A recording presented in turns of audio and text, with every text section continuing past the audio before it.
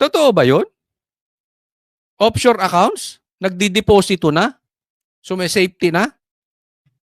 Tapos eto na naman, nag-Japan na naman. Unahin natin yung may mga bisyo. Nagpasaring nga ba?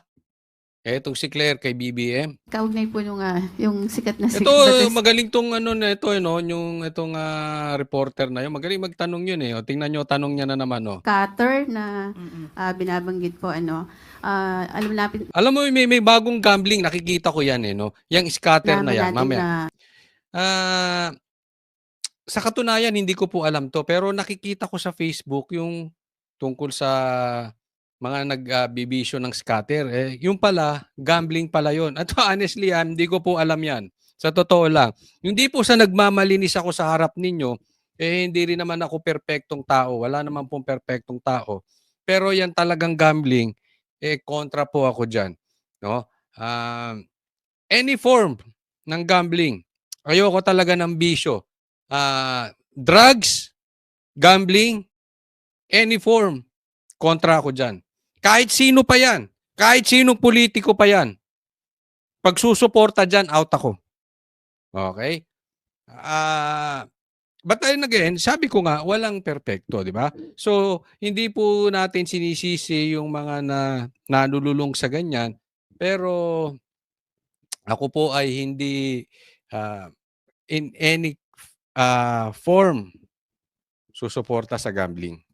hindi lang po shabu, cocaine o iba pang illegal drugs. Ay, nagpaparinig si ate. Hindi lang po shabu, cocaine, ang bisyo. Ulitin natin. May pinapatamaan si ate. Natin na hindi lang po shabu, cocaine Hindi mo pa inuna yung cocaine. Hindi lang daw shabu, hindi lang cocaine. Ano pa? o iba pang illegal drugs. Ay, nako, droga. Yun ang mga... Sa lahat na magtatanong ng droga si ate pa, itong reporter na ito, magaling magtanong. Tapos tinanong mo patungkol sa droga, si Claire, nakaw! Allergic yan, no? Tingnan natin na sagot ni Claire. Nakaka-addict. Sabi po marami natin Nakaka-addict, huwag mong binabanggit sa mga salita na yan. Merong allergic sa salitang addict. Oo. At pag nabanggit mo ang salitang addict, matitrigger mo. Baka yan si Claire, na-trigger mo na eh. Tingnan natin kung na-trigger si Claire. mga kababayan yung nalululong na rin dito sa tinatawag Naku, pati ang lulong, wag mong babanggitin yan. Meron ding allergic sa salitang lulong. Naku, talagang itong reporter na ito, talagang magaling magpatutsada. Tingnan natin, talagang tinitrigger niya si Claire. Claire, ba't hindi mo maimbitahan ng Banateros diyan? Sige nga. Paalala nyo mamaya, paalala nyo sa akin. Magpapaalam ako sa SMNI. Baka naman pwede mo kaming isama dyan, Claire. Baka naman po pwede mong isama yung mga vloggers dyan. At ako'y gusto ko rin magtanong sa iyo. Makakatikim ka ng mga tanungang ganyan. scatter dahil madali lang pong ma-access online. Marami yung nababaon sa utang at nasisira yung buhay at maging yung kanilang pamilya dahil po sa online sugal. May mga viral post na po sa SOCMED kaugnay nito. May mga endorser din po ng mga kilalang mga personalidad. May mga billboards pa nga po na nakakalat sa EDSA. Meron ako nakikita billboard sa katunayan dito sa Expressway. Lagi ko nadadaanan to araw-araw, gabi-gabi, tanghali, hapon.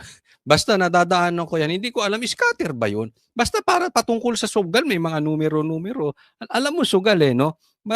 Anyway, sana lang, Claire, sabihin mo sa amo mo, kung susugpuin nyo yung sugal, sugpuin nyo lahat. Kasi alam mo, ang nangyayari po sa bansang Pilipinas, wala tayong pinatutukuyan kung sino. Minsan, binabakbakan lang yung sugal dahil karibal nung kabilang sugal. Yung isang gambling lord dito, papatira yung ganitong gambling lord. Yung isang drug lord, patitira yung drug lord na yon. So akala mo, ang gobyerno ay para sa taong bayan. Yung pala, pinapatay lang ang kompetisyon. Huwag ganon. Huwag ipokrito. Pakisabi sa amo mo, Ha? Sana kung magpapatigil ng bisyo, ipatigil niya lahat ng bisyo. Ito po ba ay yung negatibong epekto ng online na sugal ay nakarating na sa Pangulong Marcos at ano po yung maaaring gawin ng ating gobyerno tungkol dito para po maiwasan yung mas malala pang negatibong epekto nito? Ayan, dalawa ang tanong kay Claire. Una, itong bisyo na ito nakarating na ba sa Pangulo? At anong solusyon ng Pangulo dito sa bisyo na ito? Claire, sagot. Opo, nakakalungkot po dahil Nalungkot ka na naman. Si Claire, halos lahat ng sagot niya nakakalungkot, no? opo, nakakalungkot po Hindi kaya, Claire, mamatay ka ng maaga? Kasi masyado ka ng malungkot. Entrada talaga to ni Claire. Hindi ko alam kung ito'y sinasadya niya, nagpapaawa siya, pabiktim siya, o talagang bukang bibig lang niya. Pero kung tototohanin ko to, si Claire, hindi si Claire, yung tototohanin niya yung kanyang sinasabing nalulungkot siya, mamamatay ka ng maaga, Claire. Baka 10 years ka na lang, 5 years. Kasi araw-araw ka malungkot. Iingatan niyo po yan. Ang malungkot, mas malala pa yan sa pagkain ng crispy pata, araw-araw. Ang stress, mas masama pa yan sa pagkain ng lechon, araw-araw. Talaga kaya nga sabi ko, sinasabihan ko yung daddy ko, mag-relax ka na lang, huwag ka na nakikipag-away. Oo, kasi ang stress talaga, delikado yan, lalo't sa may mga edad. So huwag ka laging nalulungkot, Claire. Ano yan tingnan nyo, may kaibigan kayong stress, meron kayong kamag-anak na stress, biglang papasok sa depression, unang epekto, mangangayayat. Bukod dun sa mga adik bukod doon, yung nadidepress, yung malungkot, mangangayayat. Pero sa tingin ko sa iyo, Claire, hindi ka nalulungkot. Parang parang marami kang kinikita. Tumataba ka tumataba. Hindi ganyan ang senyales ng nalulungkot, Claire. Yan ang senyales ng namamayagpag, ng kumikita ng malaki, ng team payaman. Yan, ganyan, ha? dahil marami sa mga kababayan natin ang nagugumon sa sugal. Kung gagamitin lamang nila ang kanilang utak. Naku, patindi. Maraming kababayan natin ay gugumon. Anong term niya? Nalululong. Siguro yun na lang, no? Ayaw niyang gamitin yung nalululong kasi baka tamaan yung mga bossing niya. Nalululong. At kung gagamitin ng kanilang utak, parang sinasabi dito ni Claire, yung may mga bisyo, hindi nyo ginagamit ang utak nyo. I agree. I agree naman. Siguro dito lang tayo magkakasundo, Claire. Hindi lang sa sugal. Lahat ng klase ng bisyo. Lalong-lalo na yung nagko-cocaine. Nakaw! Sangayon ba kayo sa akin? Kayo mga mananood, tatanungin ko kayo. Sagutin nyo ako dyan. Yung mga nagko-cocaine, gumagamit ba ng utak yan? Nag-iisip ba yan? Yun ang punto niya . Hindi lang sugal. Hindi po natin dinidiin dito yung may mga bisyo. Dapat natin silang tulungan. Ang problema doon sa may mga bisyo na in denial, ayaw magpatulong, talagang nagiging problema at salot ng bayan. Meron akong 2 kaibigan. 2 sila gumagamit. Yung isa, ako po kahit kaibigan ko kasi nasa banda tayo, marami gumagamit. Ako po, kahit once, I'll guarantee you any kind, any form ng droga hindi ako gumamit. Sinasabi ko lang kasi baka sabihin, ba't ang dami mong kilalang gumagamit? Hindi po kasi sa industry po, maano yan. Pagka hindi ka marunong magpigil, at gaya ng sabi ni Claire, pag di ka nag-iisip, ako talaga lagi ko nasa isip kasi ako Hindi ko sinasabing masunurin ako, pero I always want to please my father. At lagi niyang paalala sa amin 'yan, "Huwag kayong magdodroga." Oo. Hindi lang yung aking father, pati yung aking mother, pleaser ako ng magulang, 'no? Kaya lang minsan pasaway din. Pero tumatak sa isip ko 'yan, kaya ako never, 'pag nakakita ako ng droga, lumalayo na ako agad. Well, anyway, balikan natin. Dalawa kaibigan ko, yung isa, inadmit yung pagkakamali. Pero ang totoo nun, natakot kay Duterte. Gumamit siya, nagpakalayo-layo siya, nagpunta siya ng probinsya. Alam mo sinasabi niya sa akin ngayon? Ha?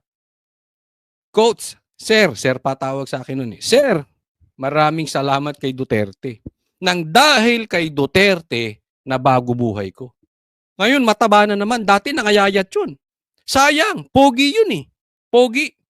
Bahista, keyboardista. Pogi. Nangayayat, ang pangit. Ngayon, balik na naman, pogi na naman ulit. Ha? Malaki talaga. Yung talagang gustong magbago, malaki pasalamat niya kay Duterte. I can attest to that. Kasi yung may mga kaibigan kaming umalis ng probinsya, talagang nagtago. Pagbalik, maayos na. Pero meron ako to isang kaibigan. Makwento ko lang ha. Etong kaibigan kong ito, pag sinasabihan ng tropa, tol, mag-inom ka na lang. Pero wag na yan. Bitawan mo na yan.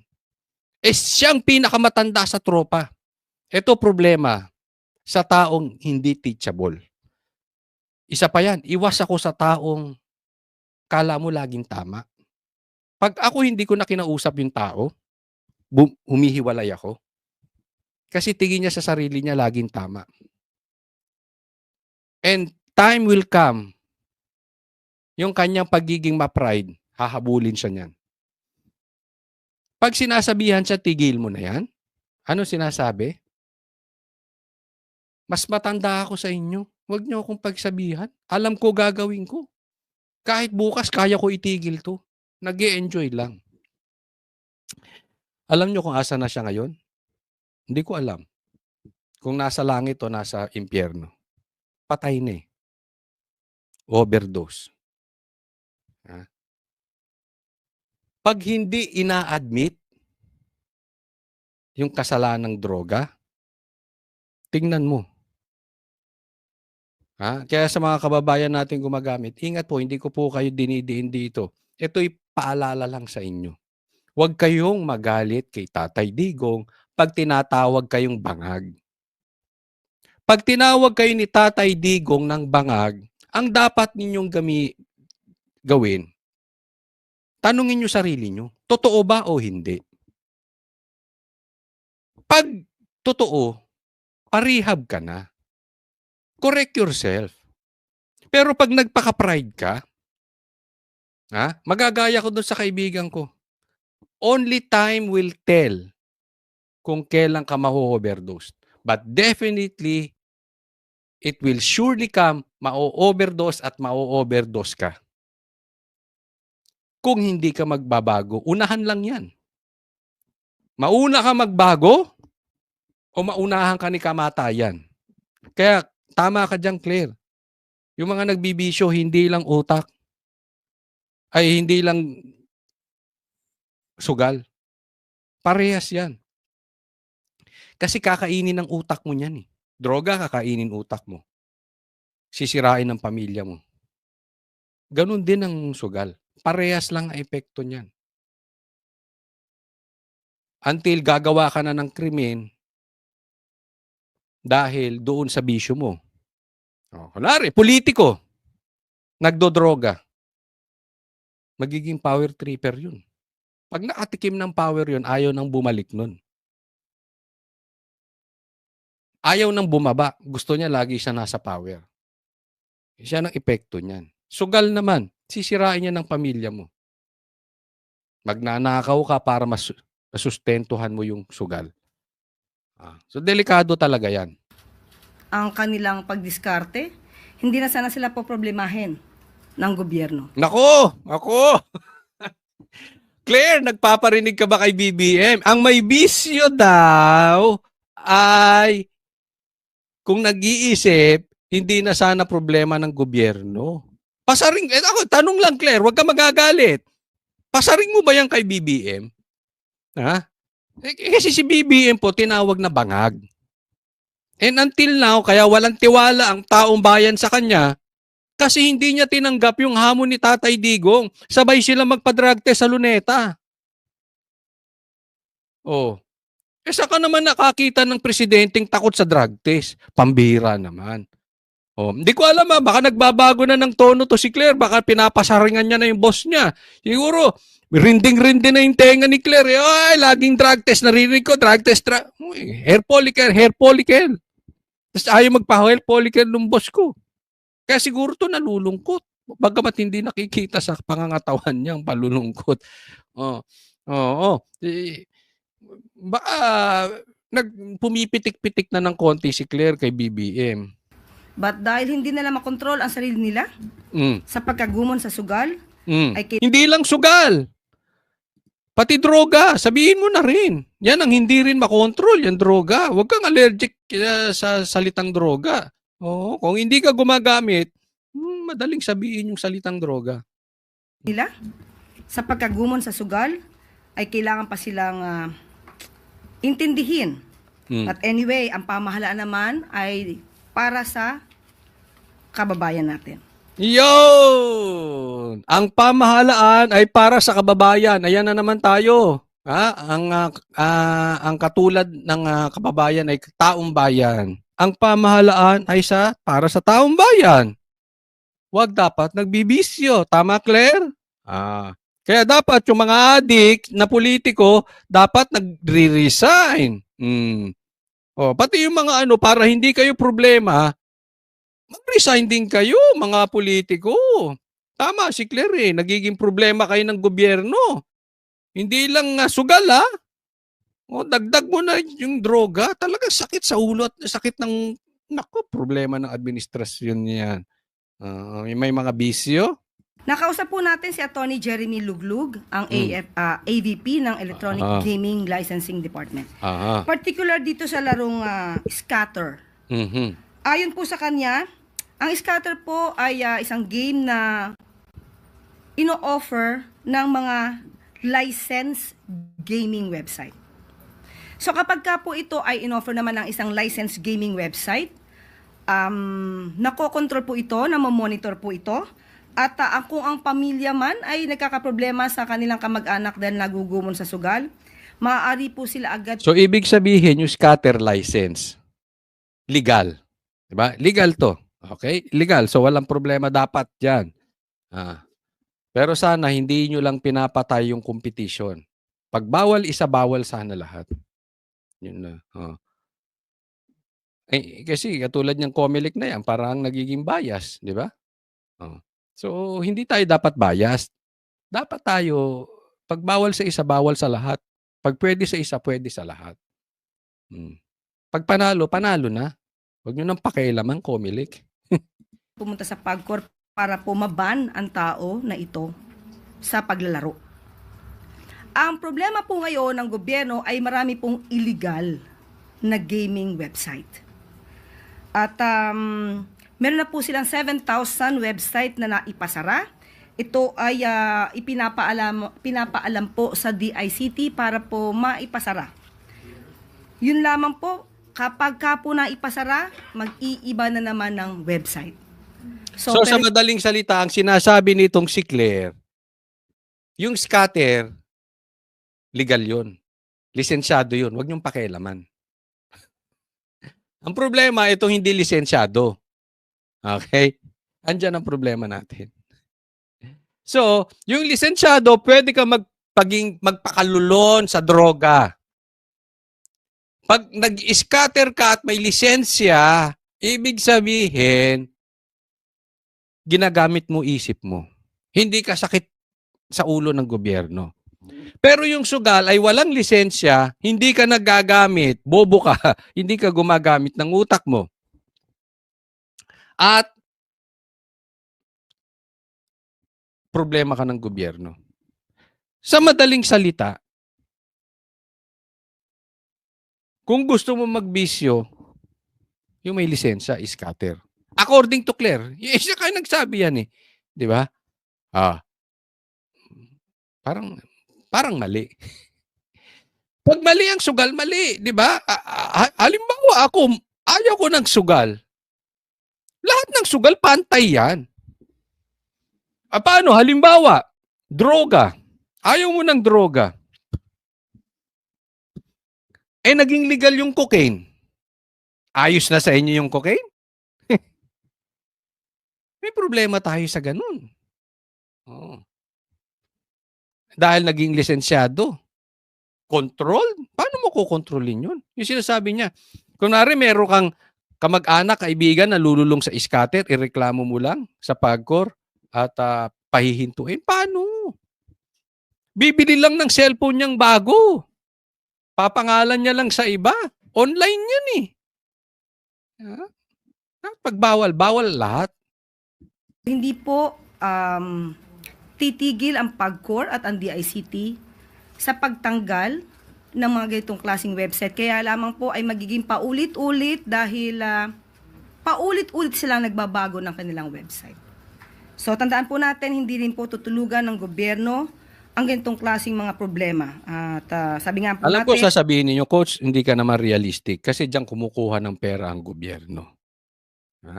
Sa akin, opinion ko lang yon. Okay? Kung hindi kayo agree, okay lang. No? Pero sa akin kasi, walang difference yung lisensyado at lisensyado. Yung nakakasama na lisensyadong sa kasino na sugal ay nakakasama din yung sasabong. Parehas lang yan. Di ba? Pero kung iintindihin yung kita ng gobyerno, siguro, wala tayong magagawa. Yan sila eh. Hindi naman ako presidente. No. At wala akong kaplano-plano maging presidente. Wala akong pag-asa. Hindi tayo nagpipili. Pero kung talaga lang, ako presidente, all forms, you will not like me to become a president. All forms of gambling, bisyo, lalo't may droga, ay may kalalagyan sa akin yung mga magdodroga. patuloy po sila nagtatrabaho para po ito ay masawata. At sa tulong po rin ninyo, doon sa mga nag-e-endorso, kung ito naman po ay hindi lisensyado, huwag nyo na pong patulan ang ganitong klaseng mga pwedeng pagkakitaan. Yusek, since sinasabi niyo po paulit-ulit lang kahit na ipasara, wala po bang plano ang administrasyon ng Pangulo para po ito ay ipatigil na lang din kagaya nung ginawa sa Pogo na pinaban po? Hindi po kasi siya ay maiko-compare sa Pogo. Sabi nga po natin, ito po ay nanggagaling sa illegal website. So, ang tangi lamang po natin gagawin ay laging patanggal, ipasara, through the DICT, itong mga illegal website na to. So, yun po yung nagiging problema dito. Pero hindi nga po ito titigilan. Kahit paulit-ulit silang pumapasok, yung website nila at na-access ng mga kababayan natin, paulit-ulit din po silang tatanggalin. Pero ang pakiusap ko sa ating mga kababayan at sa mga pamilya, kung ang inyong mga kamag-anak naman po ay nagugumo na sa sugal, ipag-alam lamang po ninyo sa PAGCOR at mabilis po itong aaksyonan. Alam mo, mali yung sinabi ni Claire dyan. Yung sinabi niya na, ang ganda nung tanong ni reporter, bakit hindi na lang natin pahinto? Ako yun ang point ko, ba't di na lang pahinto? Kung susundan ko yung explanation ni Claire na nakakasira, hindi ginagamit ang utak, hindi kay sakit ng ulo, ba't hindi gawing pinasaran nyo Pogo tapos merong scatter na legal? Diba? Yun ang punto ng reporter. Sa kanya, hindi ro maiko-compare yung Pogo dito sa mga illegal na ito. Ano difference? Kasi ito illegal website. Di ba? Magkaiba daw yun. Sa akin, parehas bisyo yan. Parehas sisirain ng pamilya mo niyan. Parehas sisirain ng pangarap mo niyan. Sisirain ng oras mo niyan. Parehas nakakalulong yan. Pag nag-scatter ba, hindi ka malululong? Pag illegal website, malululong? Sige Claire, pakisagot yun. Diba? Next topic po tayo.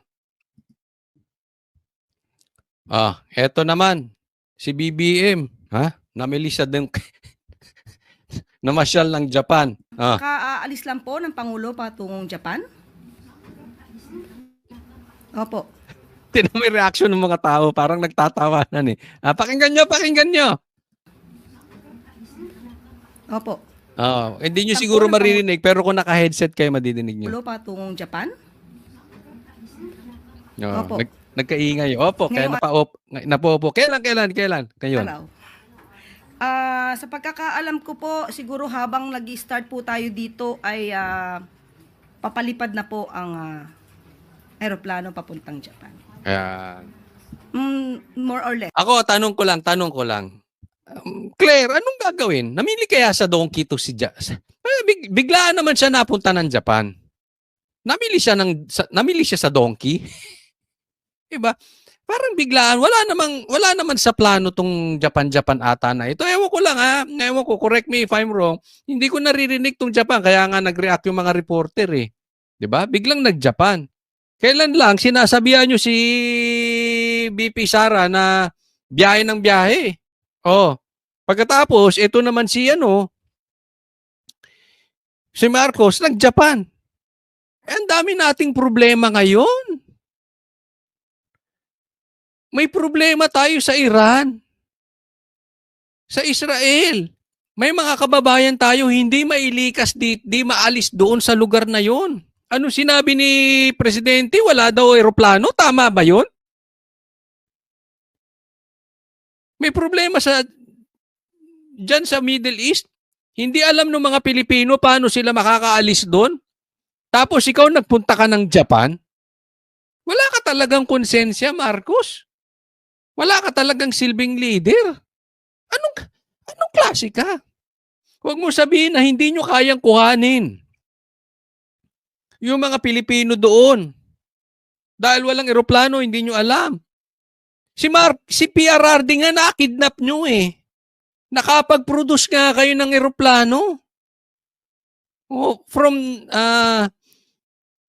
From the airport, nadala nyo sa Villamor, bigla na lang may eroplano. Kung nakapag-produce kayo ng private jet para kidnapin si Tatay Digong, hindi dapat siguro kaya nyo rin mag-produce ng private airplane? Private jet? Kung yung eroplano na sinakyan ni Marcos, dinala niya ron sa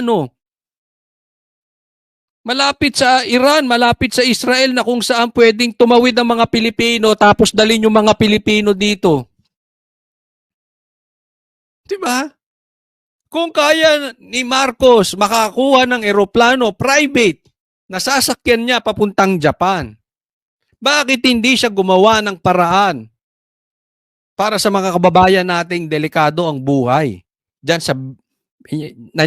sa bingit ng kamatayan na makakababayan nating nandiyan sa gera? Napakawalang puso talaga nitong si Marcos. Hindi ko maintindihan talaga tong presidente natin. Pasyal ka pa ng pasyal. Ano bang gusto mo? Punta ka Donkey? Ano bang gagawin mo sa Japan? Sasabihin nyo, business trip? More or less. So, ang magiging caretaker po ay si E.S. Lucas Bersamin. Bakit hindi si BP Sara? Dapat vice president? Bakit si ES? Dapat si ES ang gawin nyo? Secretary Conrado Estrella at si Secretary Ay dapat si BP ang gawin yung ang caretaker. Pambira. Sani Angara. Ang pagpunta po ng Pangulo doon ay para po pasinayaan, puntahan at ipagmalaki ang pavilion ng Pilipinas sa nasabing World Expo sa Osaka 2025.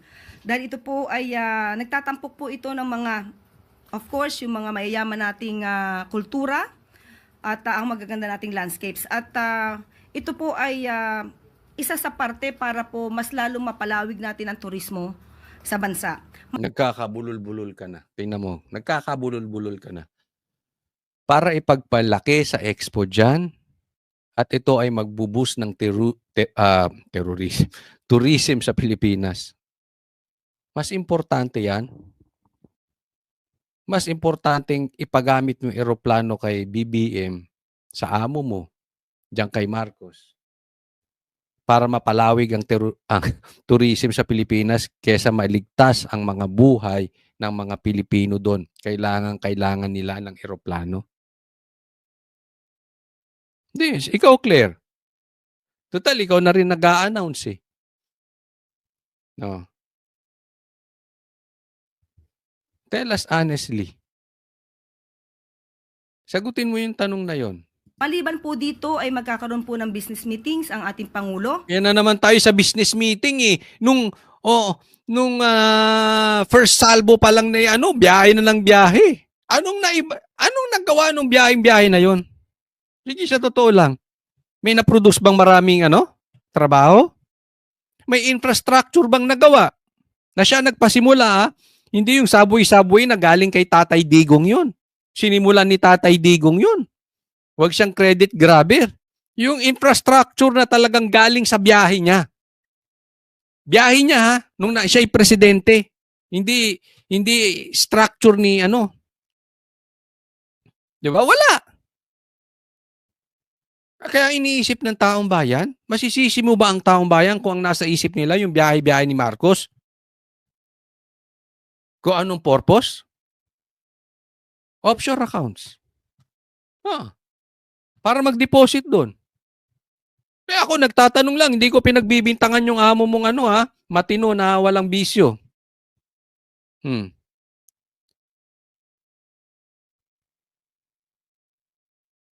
Anong purpose? At magkakaroon din po ng ang oras po ay ilalaan niya para sa mga kababayan natin sa nasabing bansa. Naka. Ang linis. Pagka walang nangyari dyan sa meeting mong yan, pero alam nyo sa akin, hindi nyo napapansin, ang active bigla ni BBM. Bakit active ulit si BBM? May nakikita ba siya? Meron ba siyang nararamdaman kaya kailangan niya mag-active?